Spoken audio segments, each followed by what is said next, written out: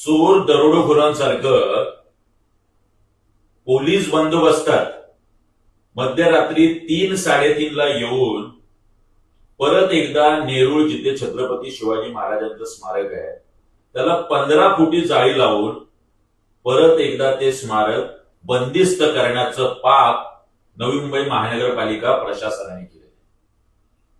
मुळातच एकदा स्मारक खुलं केल्यानंतर त्याला बंदिस्त करण्याची गरज काय आणि हे कोणाच्या सांगण्यावरून सुरू आहे हे कळायला नवी मुंबईतील जनता दूधखुळी नाही.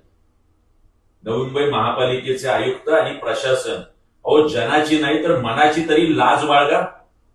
ज्या स्मारकाचं गेली 4 महिने धुळकात पडलेलं होतं ते स्मारक अमित ठाकरे यांनी खुलं केल्यानंतर कोणाच्या पोटात दुखू लागलंय, का गुन्हे दाखल होत आहेत आणि जर आपल्याला वाटत असेल की हे आम्ही परत खुलं करू शकत नाही तर परत एकदा गनिमी काव्याने हे आम्ही आपल्याला सिद्ध करून दाखवू.